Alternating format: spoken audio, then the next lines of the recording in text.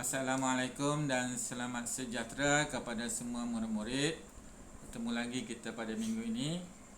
Masih lagi dengan tajuk Hang Tuah Laksamana Melaka. Jadi minggu ini minggu terakhirlah kita belajar tajuk Hang Tuah Laksamana Melaka.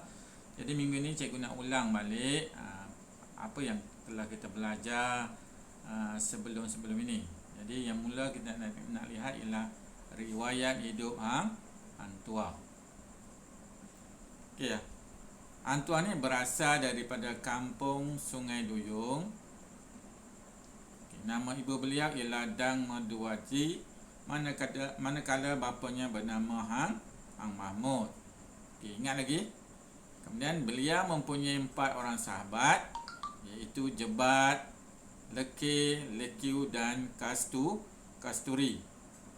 Hang Tuah merupakan seorang yang sangat tangkas, hebat, berani dan mahir bersilat, sehingga beliau menjadi seorang pahlawan yang hebat.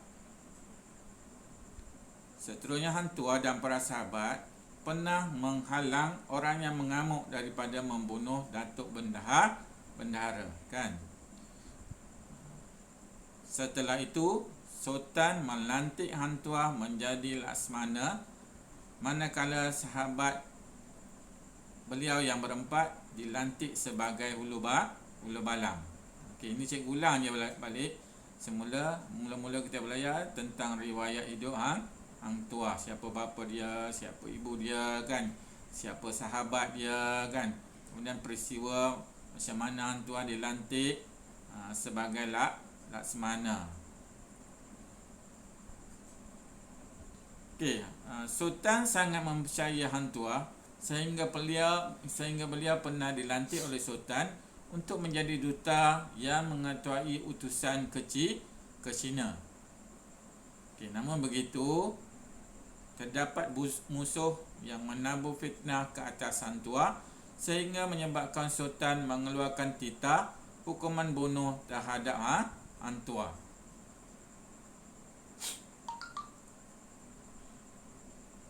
Apa fitnah yang dibuat oleh musuh-musuh Hang Tuah ialah mereka mengatakan Hang Tuah ada hubungan dengan gundik raja, gundik sultan, sehinggalah sultan murka. Jadi Hang Tuah telah dititah oleh sultan untuk dihukum bunuh. Namun begitu, kan, Hang Tuah telah diselamatkan oleh Datuk Bendahara daripada hukuman bunuh tersebut. Datuk Bendahara ni memang sangat sayang dan terhutang budi kepada Hang Tuah kerana peristiwa Hang Tuah dan rakan-rakannya menyelamatkan beliau daripada orang mengamuk. Okey, kalau kita ingat sehingga kini jasa Hang Tuah sebagai Laksamana Melaka tetap dikenang. Okey, kita lihat kebijaksanaan Laksamana Hang Tuah. Okey, kita dah belajar dah ni kebijaksanaan Laksamana Hang Tuah. Hang Tuah merupakan Laksamana Melaka yang bijak dan bertanggungjawab dalam melaksanakan tugas yang diamanahkan kepada beliau. Okey, cikgu bacakan ciri-ciri kebijaksanaan yang ada pada Hang Tuah. Okay, ingat lagi, iaitu kita dah belajar yang pertama yang pelajaran yang sebelum ni, iaitu yang pertamanya dia menguasai ataupun beliau menguasai pelbagai bahasa. Hang Tuah ni menguasai pelbagai bahasa seperti bahasa Siam, Jawa, Cina dan Bijaya Nagaram. Kerana kebolehannya ini memudahkan Hang Tuah berkomunikasi dengan bangsa lain kerana beliau sering mengetuai utusan ke luar negara seperti tadi, kan, ke China, ke Majapahit, kan. Yang kedua pula, kebijaksanaan Hang Tuah yang kedua ialah dia dapat membeli gajah untuk sultan. Hang Tuah berjaya membeli 10 ekor gajah dari Siam untuk dipersembahkan kepada Sultan Melaka. Yang ketiga pula, kebijaksanaan Hang Tuah ialah dapat melihat wajah Raja Siam. Hang Tuah berjaya melihat wajah Raja Siam tanpa perlu mengesot, kan. Yang keempat, beliau juga dapat melihat wajah Maharaja Cina. Hang Tuah dapat melihat wajah Maharaja Cina dengan memakan kangkung yang tidak dipotong, kan. Okey, yang kelima pula kebijaksanaan Hang Tuah ialah dapat merancang strategi pertahanan. Hang Tuah mengukur pertahanan Melaka daripada serangan musuh dengan membeli meriam dan ubat bedil dari Mesir dan Turki. Kemudian yang keenam, Hang Tuah berjaya menyinakkan kuda liar. Hang Tuah berjaya menyinakkan kuda liar yang tidak dapat ditunggangi oleh orang lain. Yang ketujuh, menggagalkan cubaan membunuh Sultan Melaka. Hang Tuah berjaya menggagalkan cubaan membunuh Sultan Melaka di Majapahit. Jadi ada 7 ciri-ciri kebijaksanaan yang ada pada Hang Tuah. Cikgu harap kamu boleh imbas balik dan ingat balik. Okey, yang seterusnya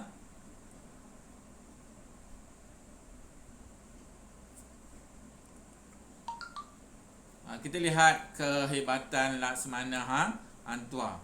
Laksamana ni mempunyai tanggungjawab yang besar pada zaman Kesultanan Melayu Melaka. Banyak tugasan yang dilaksanakan oleh Laksamana untuk menjaga keamanan dan ketenteraman negeri. Okey, apa dia peranan yang dimainkan oleh Hang Tuah? Pertama, sebagai ketua Angkatan Laut. Hang Tuah menjadi ketua Angkatan Laut. Beliau menjaga keselamatan perairan Melaka, iaitu itu peranan dia yang pertama, ketua Angkatan Laut. Yang kedua, Hang Tuah ni menjadi utusan. Hang Tuah mengetuai utusan diplomatik ke negara luar seperti China, India, Siam dan Turki bagi merapatkan hubungan Melaka dengan negara-negara tersebut. Okey, yang ketiga, peranan Hang Tuah yang ketiga, ketua rombongan peminangan. Hang Tuah melaksanakan perintah Sultan dengan mengetuai rombongan peminangan Puteri Gunung Ledang untuk Sultan Melaka. Peranan yang keempat, menjaga keselamatan. Hang Tuah memastikan keselamatan para pedagang di Selat Melaka. Dan yang terakhir, sebagai pengawal peribadi Sultan. Hang Tuah menjadi pengawal peribadi Sultan Melaka semasa mengelilingi baginda ke Majapahit. Jadi ada 5 peranan yang dimainkan oleh Hang Tuah sebagai Laksamana Melaka. Okey, kalau kita lihat ni, Hang Tuah ni ialah seorang laksamana yang gagah dan berani. Hang Tuah telah berjaya menyelamatkan nyawa bendahara dari cubaan membunuh oleh orang yang mengamuk. Ini peristiwa macam mana dia boleh dilantik sebagai laksamana. Okey, seterusnya sifat yang ada pada Laksamana Hang Tuah, iaitu kesetiaan yang tidak berbelah bagi. Okey, ketokohan Laksamana Hang Tuah ni tidak boleh dipertikaikan. Laksamana Hang Tuah terkenal dengan sifat taat setianya kepada Sultan. Okey, kita lihat dia punya sifat kesetiaan Hang Tuah. Yang pertama, dia ni sentiasa mengutamakan perintah. Hang Tuah mengutamakan kehendak perintah melebihi kepentingan dirinya sendiri. Yang kedua, beliau sanggup berkorbannya nyawa. Hang Tuah bersedia melaksanakan perintah Sultan walaupun terpaksa berkorban nyawa. Kemudian yang ketiga, taat setianya pula tidak berbelah bagi. Hang Tuah sanggup membunuh Han Jebat, sahabat karibnya sendiri, atas arahan Sultan Melaka, kerana Han Jebat telah mendahaka kepada Sultan Melaka sehingga menyebabkan Sultan murka.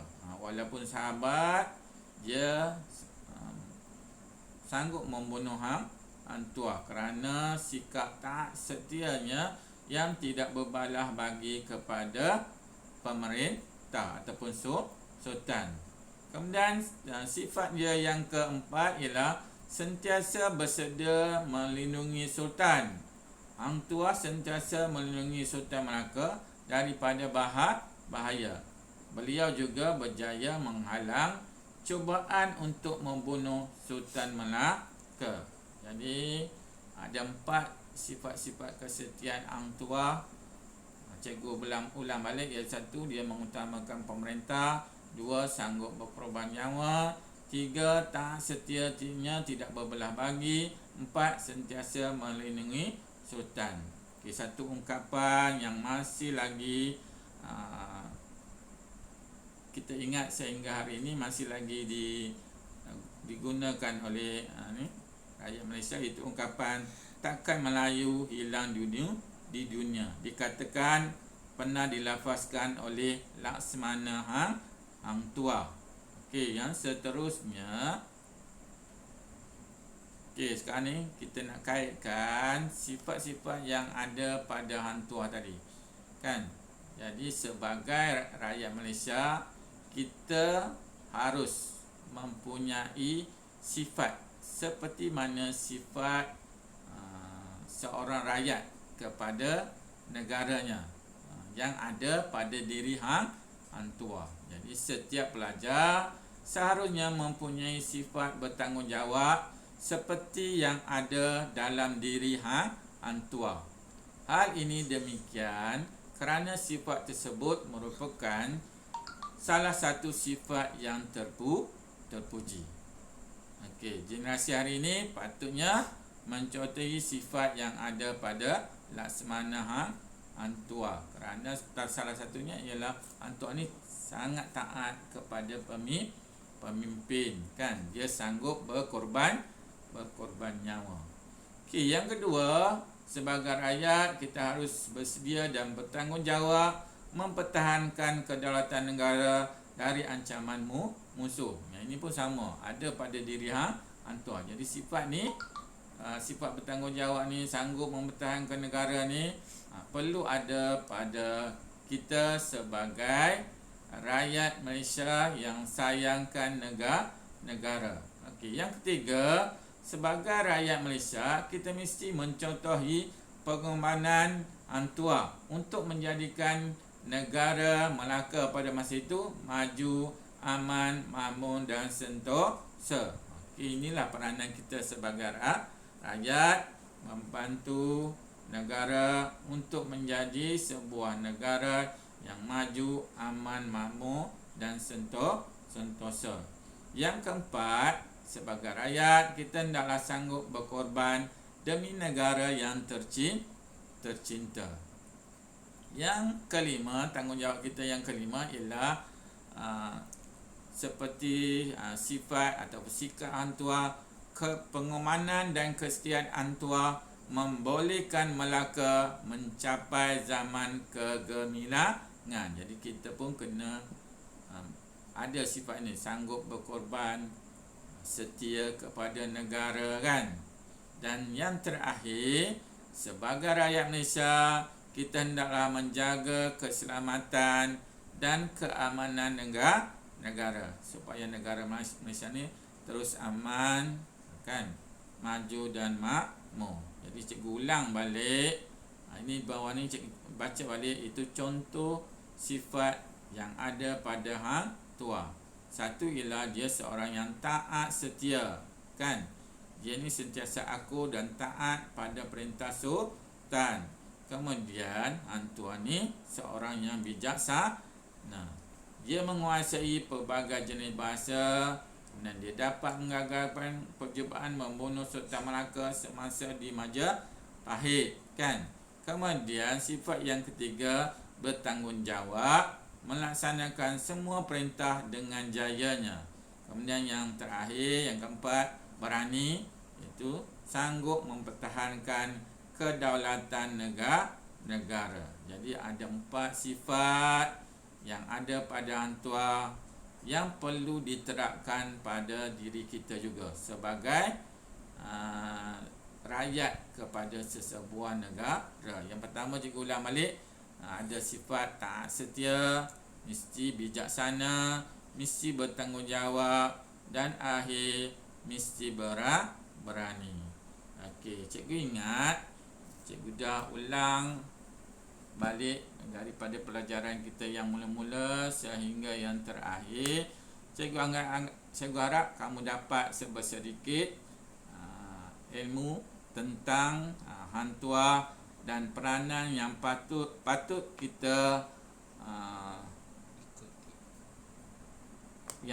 kita ikuti seperti mana sifat yang ada pada Hang Tuah. Jadi selepas habis pelajaran ni, cikgu harap kamu boleh menjawab kuis yang cikgu beri dan kemudian hantar je punya markah tu kepada cikgu. Okey, semoga bertemu lagi di minggu hadapan. Sekian, terima kasih.